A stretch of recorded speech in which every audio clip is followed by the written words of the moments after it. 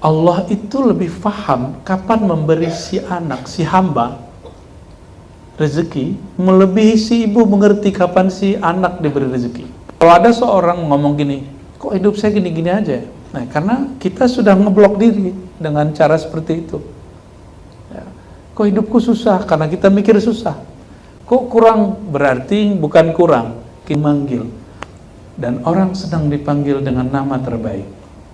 Dan nama terbaik yang Allah paling suka ada di dalam Alhamdulillahi Rabbil Alamin. Sekarang rezeki itu artinya anugerah dari Allah SWT. Dan Allah itu kalau memberi la yahtasib, Allah nggak ngitung.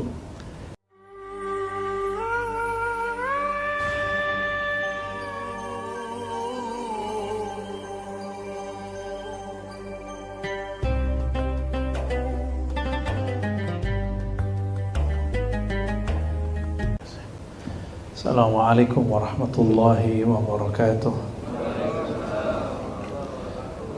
Alhamdulillahi muqallibil qulubi walhamdulillahi biyadihi jami'i qulubi bani adam. Walhamdulillahi thumma alhamdulillah hamdal hamidin hamdal syakirin hamdal mashina fi ardihi tahta sama'ihi. Asyhadu an la ilaha illallah, asyhadu anna Muhammadan abduhu wa rasuluh. Allahumma salli wa sallim wa barik ala Sayyidina Muhammad. Biar lebih hangat, boleh maju. Waktu kita pendek sekali. Ya, boleh maju. Yang laki-laki aja. Ya. Pak, mohon untuk maju ke depan yang masih kosong.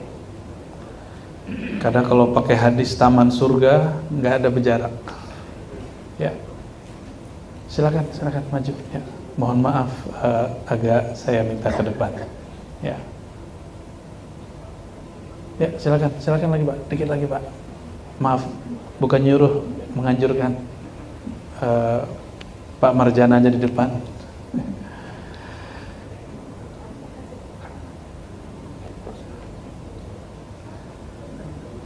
Jadi kalau disebut tadi idza marartum bi riyadil jannah farta'u. Ma hiya ya Rasulullah? Majalisul ilm, atau di riwayat lain hilakul ilm, hilakul dzikr. Jika kamu melewati kebun-kebun surga, maka mampirlah, icipilah, petiklah. Lalu Nabi SAW ditanya, ada dua versi jawaban. Hadis Imam Tirmizi menyebutkan hilakul dzikr. Hilak itu dari kata halaqah. Halaqah berarti lingkaran-lingkaran atau kumpulan-kumpulan. Jadi kalau ini adab perbuat majlis. Kalau buat majlis jangan jauh-jauh. Ya. Kalau buat majlis jauh-jauh dia nggak berbuah. Dia nggak hangat ya. Kita akan, jadi mohon maaf, kita di sini ada otak kita di bagian depan sini. Itu mirip dengan reptil. Dia sekali pertama ngelihat orang dia langsung curiga, dia suuzan. Jadi dia positif thinkingnya jarang. Jadi dia selalu berpikir buruk tentang orang, dan itu cara menghapusnya cuma 3: salam, mendekat, salaman. Ya, assalamualaikum, mendekat, lalu salaman.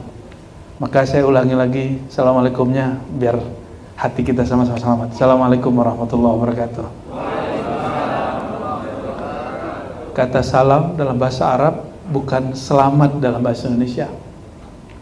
Salam bahasa Arab artinya bara'atu min kulli aibin wa auratin.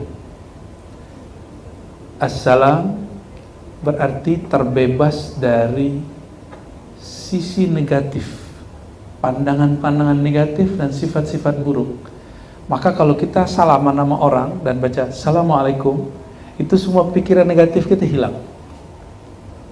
Langsung hilang. Saya punya sahabat yang sudah musuhan bertahun-tahun, ketika baca assalamualaikum dan salaman itu dihapus. Itu makna hadis ghafarallahu lahuma. Tidaklah mereka melepas tangannya kecuali Allah ghafara. Kalau orang-orang ahli bahasa menerjemahnya hanya sebatas ghafara, Allah hapus dosa keduanya. Tapi dalam ilmu psikologi ada yang disebut reset memori. Ketika seseorang salaman, menjawab salam, maka Allah akan meriset memori dia, memori masa lalu dia tentang luka di hatinya. Jadi itu kekuatan Assalamualaikum dan salaman. Jadi nanti coba praktekin ke orang yang kita agak kesel sama dia. Assalamualaikum, salaman. Hadisnya begitu ya. Tidaklah mereka melepaskan tangan kecuali ghafarallahu lahuma. Allah hapus, saya menerjemahkannya, Allah akan meriset kembali memori mereka jadi memori yang baru. Ya. Senang memori baru atau memori lama? Memori baru. Handphone baru apa handphone lama? Baik, saudara-saudariku yang bukan Allah, ada Pak Amarjana, sahabat lama di Masjid Bintaro ya, juga pernah di tempat beliau. Beliau ini orang beruntung mulu ya. Semoga Allah berkahi beliau dan timnya semua. Barik alaih. Sebelumnya mari kita baca suratul Fatihah untuk diri kita masing-masing. Semoga Allah membuka hati dan pikiran kita. Al-Fatihah. A'udzubillahi minasyaitonir rajim. Bismillah. Ya kenapa ya? Suratul Fatihah. Kalau mau hidup bahagia, mulai bekerja baca Fatihah. Saya dulu otak saya nggak cerdas amat, tapi guru saya bilang kamu kalau mau belajar Fatihah. Baru setelah saya kuliah, saya paham kenapa Fatihah itu dahsyat. Al-Fatihah beda dengan Yasin. Yasin disebut qalbul Quran, qalbunya Al-Quran. Walaupun hadisnya dhaif, tapi dia maknanya sahih. Kalau Quran disebut Al-Fatihah disebut ummul kitab. Apa arti ummu? Ibu, induk.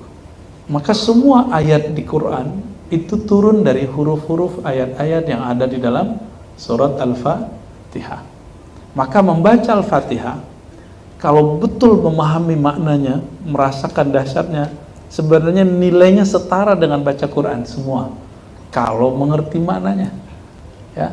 Dan banyak sekali rahasia-rahasia itu. Saya berharap gak usah doa macam-macam. Afdhalud doa, alhamdulillah, begitu dah hadisnya Imam Tirmizi. Doa yang paling keren itu bukan doa meminta, tapi doa tanpa meminta, yaitu doa dengan memuji. Senang dimintain atau dipuji? Senang dipuji gak? Senang dipuji. Kita gak suka kalau dimintain orang, tapi kita senang dipuji. Sifat senang dipuji itu salah satu sifat Allah yang Allah pinjamkan untuk kita semua, ya. Maka hadisnya menyebutkan afdhalud doa, doa seruan yang paling bagus bukan ketika kamu menuntut Allah, tapi seruan memanggil yang terbaik ketika kamu memuji Allah. Jadi doa itu arti harfiahnya apa? Menyeru, memanggil. Itu arti aslinya, bukan meminta. Siapa yang nerjemahin doa meminta? Itu orang awam, ya. Ulama kita mengartikan doa itu dakwatun. Dakwatun apa artinya? Menyeru, memanggil. Dan orang sedang dipanggil dengan nama terbaik. Dan nama terbaik yang Allah paling suka ada di dalam Alhamdulillahi Rabbil Alamin. Segala puji, semua puji lillah, milik Allah. Dan nama Allah itu nama yang paling disuka oleh Allah. Dan nama kedua yang paling disuka oleh Allah, Rabbil Alamin. Rabb, pencipta, pemberi rezeki seluruh alam. Karena khusus teman-teman semua sedang mencari rezeki, saya menerjemahkan kata Rabb yang mengatur rezeki. Ini coba lihat, duduknya sama, kantornya sama, rezekinya beda nggak? Gajinya sama loh, tapi rezekinya beda nggak? Gajinya sama, tapi rezeki bisa beda, karena gaji dan rezeki berbeda. Kita bekerja tiap hari, tapi yang duluan berangkat merebut masjid untuk umroh, bisa begitu? Kenapa? Dia nggak dapat gaji, tapi dia dapat rezeki. Itu beda. Maka rezeki itu artinya anugerah dari Allah SWT, dan Allah itu kalau memberi la yahtasib, Allah nggak ngitung. Tapi kita sering menghitung-hitung.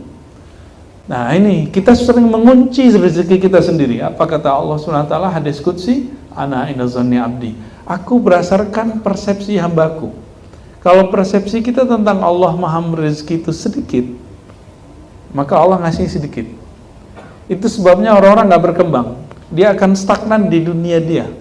Ah, saya mah apa? Dia diskon dirinya, padahal Allah menciptakan dia sempurna. Ya. Jadi jangan pernah mendiskon diri kecuali kepada Allah. Kalau ke manusia jangan diskon diri, kita harus pede. Orang Indonesia ini kan terlalu tawadu tapi nggak di tempatnya. Kamu bisa bahasa Inggris nggak? Bisa dikit-dikit gitu ya. Kamu bisa bahasa Arab nggak? Bisa dikit-dikit. Saya pernah begitu dulu ketika berjumpa orang Arab. Dia bilang, kamu kalau bisa bilang bisa. Kalau nggak bisa bilang nggak bisa.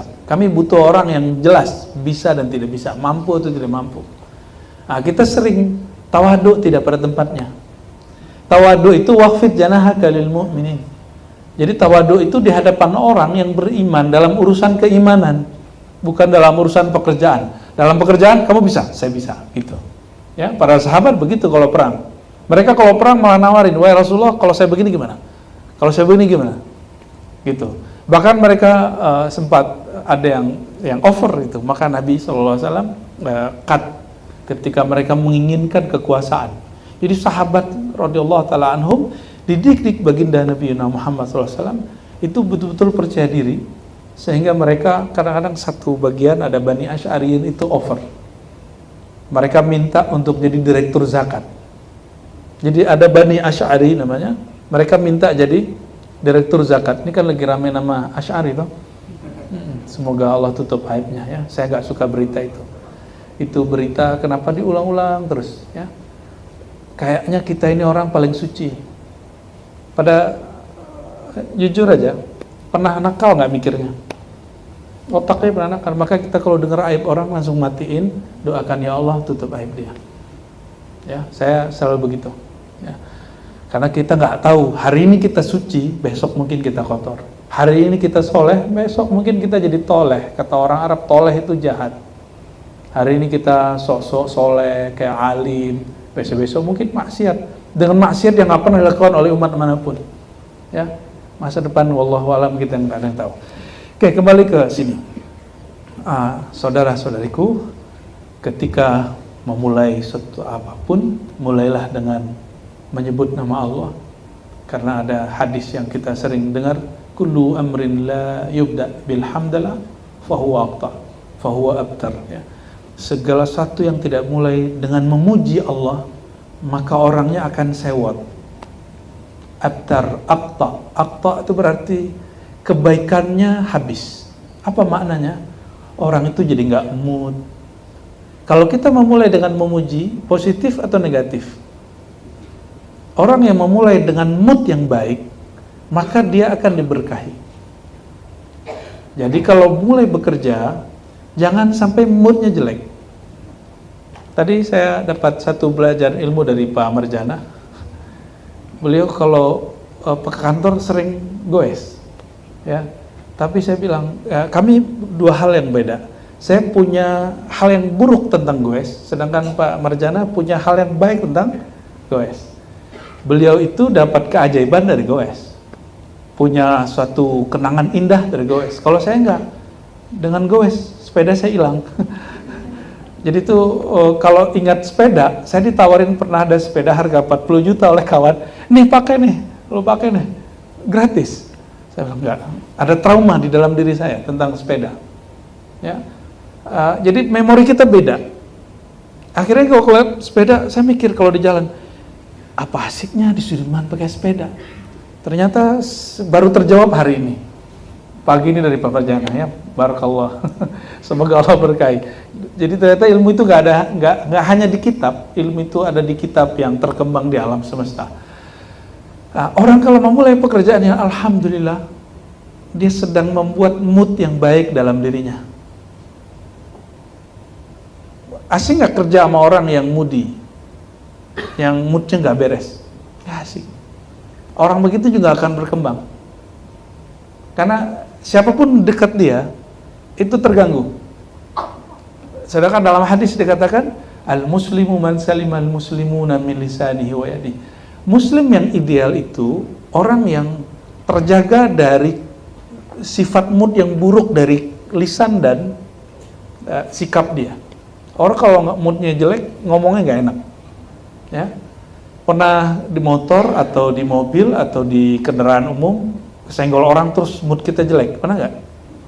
Ya, ini baru kemarin. Saya baru sekali ini nyenggol orang dari belakang. Kemarin pulang dari Ayen bawa anak-anak kena liburan,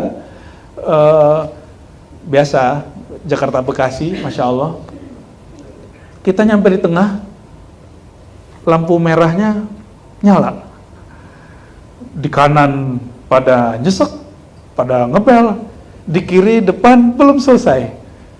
Kepanikan saat itu, akhirnya saya maju, ternyata lumayan kenalan sama mobil samping kiri. Tapi kita mencoba untuk tidak marah, saya minta maaf segala macam. Tapi siapa yang kena? Orang samping kiri kanan kita, itu moodnya langsung jelek sampai malam tadi, sampai sebelum tidur. Orang yang tinggal di dekat saya, maksudnya istri saya sendiri, itu moodnya jelek karena melihat ada orang di jalan menyebar mood yang tidak baik. Nah, ternyata kalau kita di jalan, itu syaitan itu sangat gampang nyambar orang.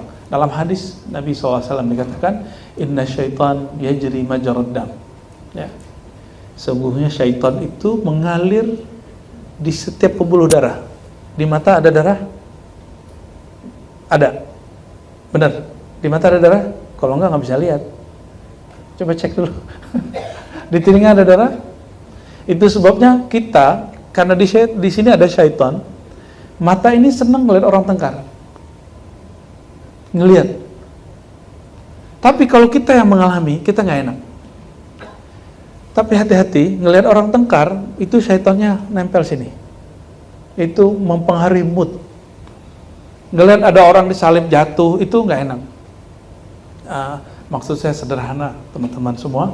Kalau mau bekerja, sebelum masuk kantor, usahakan berwudu. Kalau mbak-mbak ini kan pakai bedak ya, minimal cuci tangan. Itu conditioning, yang kita sebut conditioning. Jadi sebelum masuk ke suatu tempat yang kita mesti butuh fokus, lakukan apa yang disebut conditioning. Itu yang Nabi SAW katakan ya, bahwa wudhu itu ada cahaya di dalamnya. Dan wudhu artinya dua. Pertama mencuci tangan, yang kedua wudhu sholat. Jadi wudhu itu ada dua. Wudhu li sholat, ada wudhu lughatan. Wudhu untuk sholat, sudah paham pastinya, ada wudhu cuci tangan. Dan itu semuanya conditioning. Ya. Jadi Nabi itu memperhatikan sekali sahabat-sahabat untuk conditioning untuk melakukan segala sesuatu. Kembali ke hadis yang tadi. Alhamdulillah, ya, kalimat memuji Allah itu adalah doa tertinggi karena dia berdoa tanpa meminta. Maka doa tertinggi adalah doa tanpa meminta, tapi doa dengan memuji. Karena kata doa bukan meminta-minta sebenarnya, tapi adalah memanggil. Ya, ad-doa nidaun lirrabb. Doa itu memanggil Allah Subhanahu wa taala. Ya. Dan Allah memberikan salah satu sifat dalam diri kita, yaitu sifat nur rububiyah namanya. Nur rububiyah itu nur pengasuhan, mengurusi. Bapak Ibu, saudara-saudariku, teman-temanku, ketika kita punya anak, kita mau ngurus anak nggak? Nah, di dalam hadis, dalam Quran juga ada doa ketika kita mendoakan orang tua. Ya Allah, sayangi orang tuaku kama rabbayani shaghir. Rabbayani, rabba itu asal katanya Rabb rububiyah. Maka saya menyebut ini nur rububiyah. Cahaya yang Allah titip dalam diri, ilmu yang Allah titipkan dalam diri, rasa yang Allah titipkan dalam diri untuk ingin memperhatikan orang. Ya Allah, sayangi orang tuaku seperti orang tuaku dulu mengurusku waktu kecil. Gitu. Seperti dulu orang tuaku menyayangiku waktu kecil. Maka isi dari kata Rabb itu adalah kasih sayang. Jadi kalau diterjemah, Alhamdulillahi Rabbil Alamin, segala puji milik Allah yang mengurusi semua alam dengan kasih sayangnya. Seperti bahkan lebih dahsyat, lebih sempurna melebihi orang tua kepada anaknya. Maka ada hadis qudsi menyebutkan, hadisnya Sahih Bukhari, Innallaha ghayurun, Allah itu maha pencemburu. Innallaha rahimun, Innallaha arham. bi'ibadihi, Allah lebih sayang kepada hambanya melebihi ibu kepada waladiha, kepada anaknya. Ibu mendengar anaknya nangis, ibu yang baru, ada yang baru ngelahirin nggak? Nggak. Dengar anak nangis, atau sudah pernah punya anak sebagian? Ada yang sudah pernah punya anak, atau ada yang mau pengen punya anak? Kalau itu saya nggak bisa jawab ya. Kalau kita punya anak, ya, lalu anak kita nangis, laki-laki kan nggak punya, mohon maaf, nggak punya teknik itu ya, karena nggak dikasih sama Allah, nggak punya ASI maksud saya. Kalau ibu-ibu itu langsung, ya, ASI-nya langsung keluar, padahal baru dengar suara. Tapi apakah seorang ibu memberi anak makan ketika anaknya nangis atau mengikuti time-nya? Mengikuti time-nya sebenarnya. Jadi si ibu tahu, walaupun si anak nggak nangis, pasti diberi ASI. Maksud saya apa? Allah itu lebih paham kapan memberi si anak, si hamba rezeki, melebihi si ibu mengerti kapan si anak diberi rezeki. Maka kalau ada seorang ngomong gini, kok hidup saya gini-gini aja? Nah, karena kita sudah ngeblok diri dengan cara seperti itu. Ya. Kok hidupku susah? Karena kita mikir susah. Kok kurang? Berarti bukan kurang. Kita mungkin konsumtif, melebihi apa yang kita punya. Nggak ada orang hidup kurang. Semua Allah cukupkan. Allah itu selalu mencukupkan orang. Yang ada itu angan-angannya melebihi langkahnya. Kemauannya melebihi kebutuhannya. Ya. Maka Nabi SAW punya doa. Doa ini sering salah pahami oleh para penceramah, sehingga mereka menuduh Nabi SAW itu miskin. Apa kata beliau? Allahumma ahyini miskina. Ya Allah, hidupkan aku, beri aku cara hidup yang miskina. Miskin dalam terjemahan kita itu kurang, tapi ternyata bukan itu artinya. Allahumma ahyini miskina artinya, ya Allah hidupkan aku sederhana. Jadikan aku hidup dan kebutuhanku, kemauanku berdasarkan kebutuhanku. Mohon maaf nih bapak-bapak, punya istri satu, pengeluaran berapa setiap hari? Banyak. Gaji habis? Masih nyimpan? Oke, bayangkan kalau punya istri 9, seperti Rasulullah SAW. Itu orang kaya apa orang miskin? Kita baru punya satu istri, kita udah mikir, gimana kalau punya istri banyak? Berarti itu orang kaya para miskin Rasulullah SAW. Orang kaya. Jadi jangan pernah berpikir Rasulullah SAW itu miskin. Beliau orang paling kaya di zamannya. Percaya nggak? Nabi punya kuda 20. Punya onta lebih dari 20. Kuda itu sama hari ini dengan apa namanya yang baru keluar nih, Toyota apa tuh? Yang 2,4 itu. Land Cruiser. Mulai dari yang begitu sampai Fortuner Nabi punya, kira-kira begitu. Dulu kan nggak ada pabrikan Jepang. Bahkan Nabi punya himar yang merah, dan itu paling mahal, mirip-mirip kayak apa mobil yang warna merah menyala itu, Ferrari. Itu kendaraan paling Nabi suka untuk santai-santai belusukan. Nabi belusukannya pakai kendaraan terbaik. Dan Nabi suka masuk pasar. Kalau sekarang showroom, pasar ternak khusus untuk kendaraan perang, kendaraan style, Nabi sering masuk.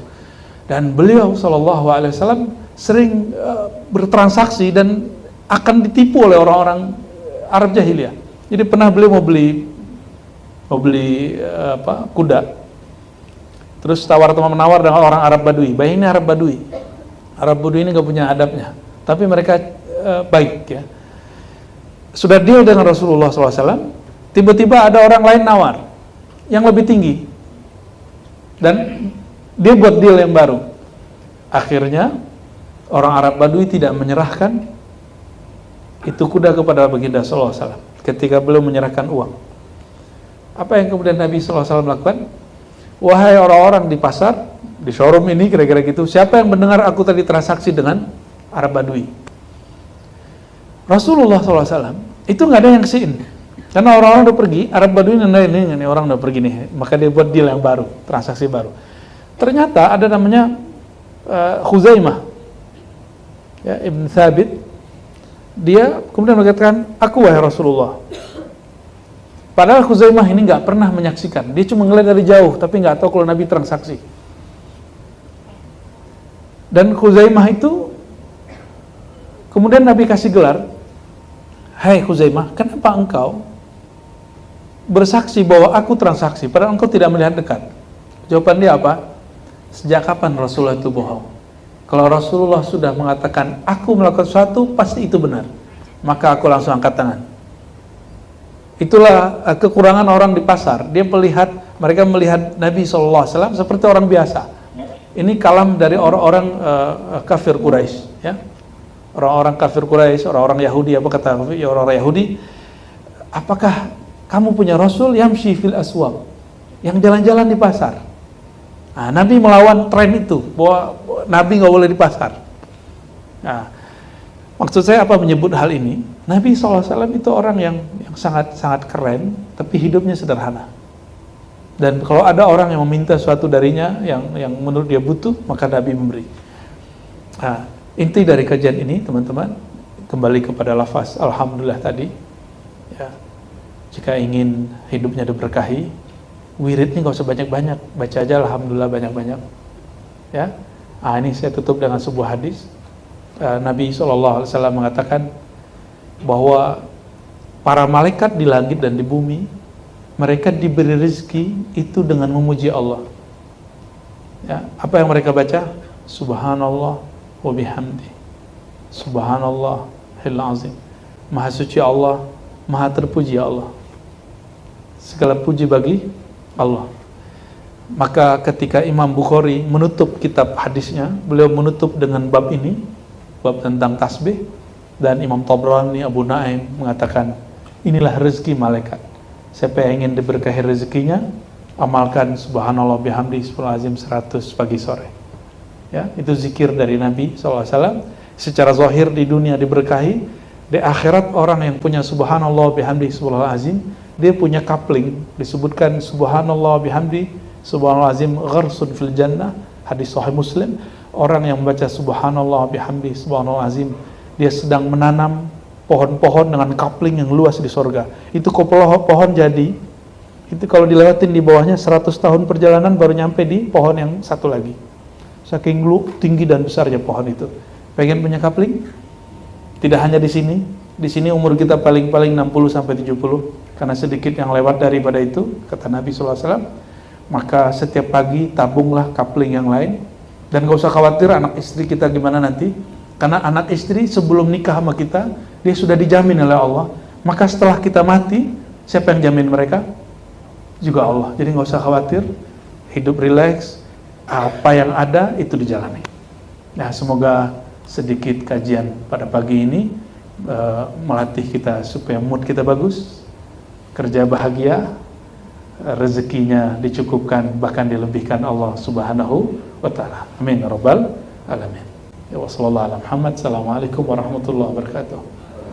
Waalaikumsalam warahmatullahi wabarakatuh.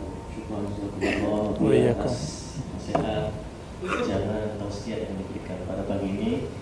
Selanjutnya tanya jawab, kami buka untuk pertanyaan terlebih dahulu bagi Bapak Ibu yang hadir di sini ataupun yang hadir secara online via Zoom, bisa angkat tangan untuk bertanya. Bapak Ibu hadirin yang hadir di tempat ini.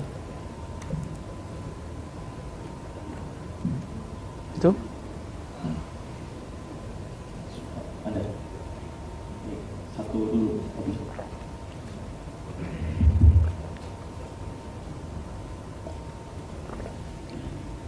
Assalamualaikum warahmatullahi wabarakatuh. Assalamualaikum. Apa izin bertanya, Ustaz? Tadi kan kata Ustaz, doa yang terbaik itu adalah doa memuji kepada Allah Subhanahu wa Ta'ala.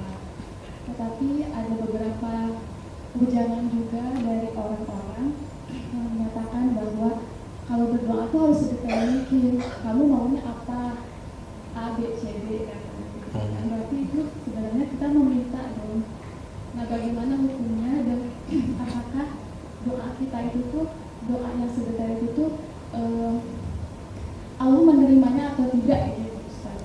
Terima kasih. Oke. Assalamualaikum warahmatullahi wabarakatuh. Assalamualaikum warahmatullahi wabarakatuh. Itu ala motivator, bukan ala orang yang mengenal Allah dan Rasulnya. Mohon maaf ya, saya melawan tren itu. Karena yang paling mengerti Allah Rasulullah SAW. Apa kata Rasulullah SAW? Afdalud du'a, alhamdulillah, hadis sahih riwayat Imam Tirmizi.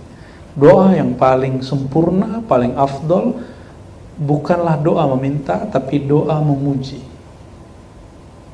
Ini hadisnya jelas. Lebih sempurna, lebih benar Nabi atau motivator? Lebih benar Nabi atau Ustadz? Nabi Sallallahu Alaihi Wasallam. Ya. Terus sebenarnya maksudnya bukan spesifik. Yang dimaksud itu bukan spesifik, tapi kalimatnya di Quran adalah ammay yujibul muttarra idza da'a. Bukan spesifik, tapi disebut terpaksa yakin.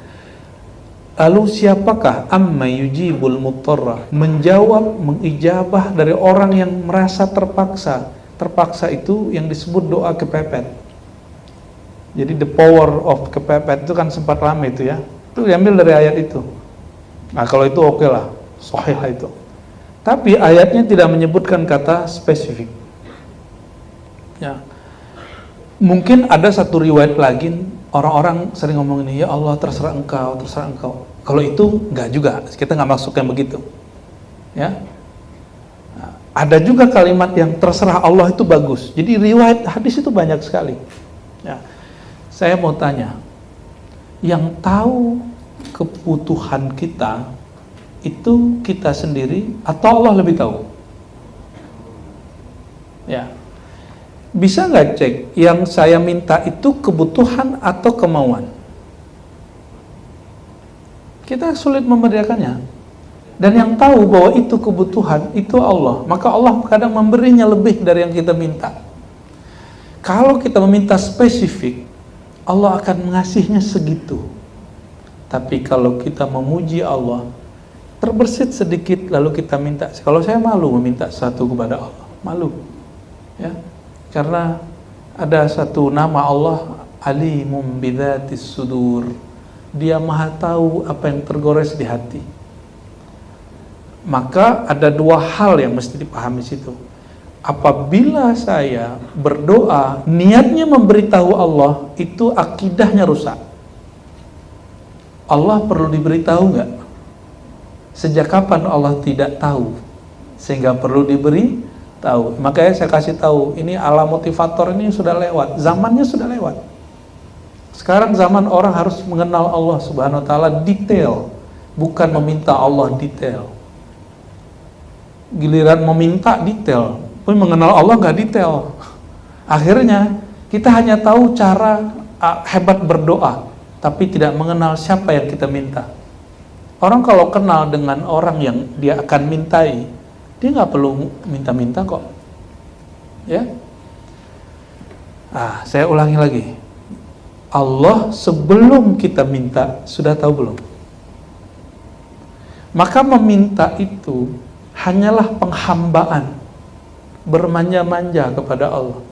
Mintalah, tapi minta dengan bahasa yang jangan kemudian memberitahu Allah, dan juga jangan nanti membatasi rahmat Allah seperti Arab Badui. Allah marhamni wa Muhammadan wa la tarham siwana. Ya Allah rahmati aku, sayang aku dan Muhammad saja, jangan sayang yang lain. Ya Allah saya maunya dia, jangan yang lain. Gitu. Itu sama itu ya. Saya maunya mobil itu, saya mau kerjaan itu, rumah itu, padahal Allah udah nyiapin yang lain. Itu namanya mengerdilkan Allah Subhanahu wa Ta'ala. Kita boleh ngomong ini, ya Allah, dengan ilmu yang kurang, aku pengen itu. Tapi aku yakin engkau tahu sesuatu yang lebih baik bagiku. Jika itu lebih baik, mohon hantarkan kepadanya. Nah, itulah isi dari doa istikharah. Doa istikharah coba lihat. Doa istikharah itu bukan doa kawin. Ya kapan doa? Siapa yang ngajarkan doa istikharah, doa kawin? Doa istikharah itu hadisnya perhatikan. Idza hamma ahadukum, begitu hadisnya. Apabila kamu ada masalah yang membuat pikiranmu berat, itu hammun. Idza hamma ahadukum, jika seseorang kamu mengalami suatu pikiran yang berat, pilihan yang berat, maka falyusghil wudu wal yusalli rakaatain. Baguskan wudu, salat 2 rakaat. Setelah itu berdoa. Isi doanya mirip-mirip begitu. Ya Allah, Engkau Maha Tahu, Engkau Maha Hebat. Jika ini baik bagiku, maka dekatkan aku kepadanya, dekatkan dia kepadaku. Jika tidak, maka jauhkan aku darinya dan jauhkan dia dariku. Dan itu bukan masalah jodoh, bisa masalah barang, bisa masalah jabatan. Ini kalau ada promosi baru jangan langsung terima. Ya. Sholat dulu, ya, sholat dulu. Saya pernah ditawarin satu benda yang sangat mahal oleh seseorang. Saya bilang, saya istikharah dulu Pak. Takut itu di luar kepantasan kita sebagai seorang pengajar. Dan alhamdulillah Allah tahan. Ya, karena itu yang pantas. Karena itu yang pantas. Nah, jadi begitu Mbak ya. Berdoa dengan memuji Allah itu lebih tinggi. Ya. Kalau dalam memuji, hati kita kemudian berkata, ya Allah sebenarnya aku menginginkan sesuatu, itu langsung Allah ijabah itu. Allah itu memandang kolbu atau memandang lisan? Kolbu apa lisan? Gaya banyak sholat atau banyak zikir di kolbu? Banyak zikir. Makanya ada orang sholat Allah laknat. Fawailun lil musallin, celaka, laknat bagi orang sholat. Tapi tidak ada laknat bagi orang berzikir. Kenapa? Hakikat sholat itu zikir. Berarti sholat yang dilaknat itu sholat yang tidak berzikir kepada Allah SWT. Dan kita mohon maaf, betapa sucinya kota Mekah. Orang nyampe di depan Ka'bah yang suci, dia masih ingat dunianya. Dia minta dunia di situ. Makanya dia abadikan di Quran. Dalam surah Al-Baqarah dikatakan, wa minan nas, di antara manusia ada yang berdoa, Rabbana atina fid dunya hasanah, tolong berikan aku dunia yang terbaik, wa ma lahu fil akhirati min khalaq, tapi dia nggak punya bagian di akhirat. Kenapa? Dia nggak minta akhirat saat doa. Apalagi kemarin haji itu, aduh masya Allah itu musim pemilu kan ini, musim pilkada, dan orang-orang datang ke multazam itu doa mustajab. Itu minta, ya Allah saya pengen jadi anggota legislatif, ya Allah, ya Allah saya jomblo, ya Allah. Urusan begitu jangan dibawa ke multazam, ya.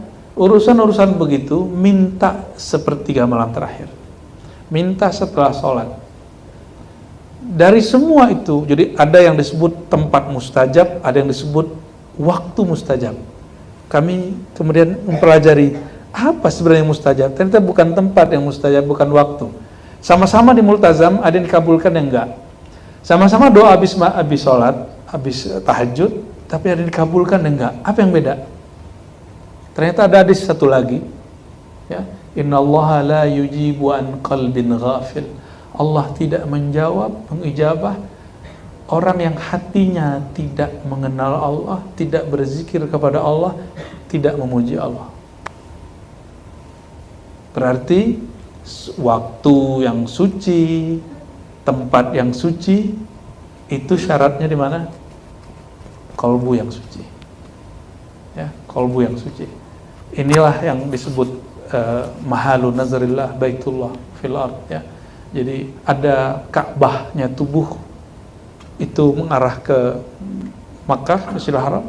Ada Ka'bahnya batin, itu kolbu kita masing-masing. Kesitulah Allah SWT memandang.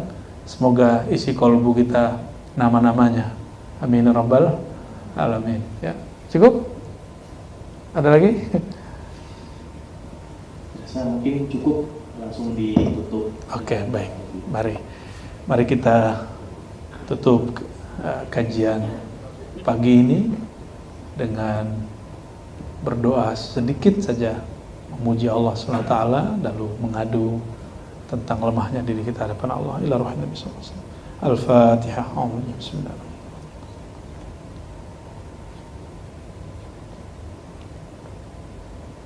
A'udzubillahi minasyaitonirrajim. Bismillahirrahmanirrahim. Allahumma ya Rahman ya Rahim ya Karim ya Azim, sholli ala nabiyyina Muhammad. Ya Allah yang Maha mendengar, ya Sami', ya Qarib, ya Mujib, ya Basir.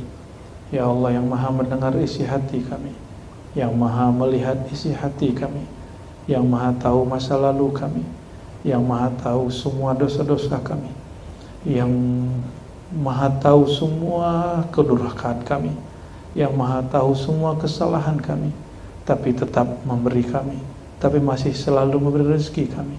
Lakal hamdu ya Allah. Terima kasih ya Allah. Kami mendurhakai Engkau, tapi Engkau tetap memperhatikan kami. Kami banyak melanggar syariat-syariat Engkau, tapi Engkau tetap memaafkan kami. Ya Karim ya Aziz ya Afu, nas'alukal afwa wal afiyah. Oleh karenanya ya Allah, karena kami tidak tahu bagaimana perubahan hati kami ya Allah, karena hati kami biyadika ya Allah, hati kami di tangan Engkau ya Allah. Fa nas'aluka tsabat alal iman wal islam wal ihsan. Mohon jika Engkau ubah hati kami, jika Engkau gerakkan hati kami, jika Engkau pindahkan pendirian kami, pindahkan, gerakkan, ubahlah kepada yang Engkau ridai, yang Engkau cintai, yaitu nur iman, nur Islam, nur ihsan. Allahumma ya Allah, Engkau Maha tahu semua hajat kami, dan ampuni kami ya Allah yang meminta lebih daripada kebutuhan dan hajat kami. Ya Allah, inna nas'aluka an taqfiyana. Ya Allah, kami memohon cukupkan kebutuhan kami. Dan ya Allah, kami meminta bukan karena kami ingin memberitahu Engkau ya Allah, tapi karena kami bermanja-manja sebagai hamba kepada Engkau ya Allah. Allahumma ya alim ya azim ya halim ya halim, anta rabbuna wa ilmuka hasbuna fa ni'mal rabbu wa ni'mal hasbu. Ya Allah, cukuplah pengetahuan Engkau sebagai dasar hidup kami, bahwa Engkau Rabbul Alamin, yang Maha mengurusi alam semesta dengan kasih sayangnya. Farhamna ya Allah. Ya Allah, jangan keluarkan kami dari kasih sayang Engkau ya Allah. Allahumma ya Allah, terakhir ya Allah, apabila Engkau melihat kami bermaksiat kembali, lupa kembali, lalai kembali, durhaka kembali, fadzakirna bi lutfik, fadzakirna bi rahmatik. Jangan tegur kami dengan jalal ketegasanmu ya Allah. Jangan Engkau tegur kami dengan siksamu ya Allah. Jangan tegur kami dengan bala bencana ya Allah. Fadzakirna bi rahmatik. Tegurlah kami dengan kasih sayangmu ya Allah. Tegurlah kami dengan lutfika wa hilmik, dengan kelembutan dan kesantunanmu ya Allah. Allahumma la taqilna ila anfusina, la taqilna ila anfusina. Mohon ya Allah, jangan lepaskan diri kami kepada diri kami. Tolong ya Allah, jamin diri kami, atur diri kami, kendalikan diri kami. Rabbana atina fid dunya hasanah wa fil akhirati hasanah wa qina adzabannar. Ya Allah, kami memohon kebaikan di dunia dengan mengenal Engkau, patuh kepada Engkau, dan kebaikan akhirat terbebas dari siksa Engkau dan memasuki surga Engkau. Amin ya rabbal alamin. Sallallahu ala sayyidina Muhammad walhamdulillahi rabbil alamin. Allahumma salli ala sayyidina Muhammad.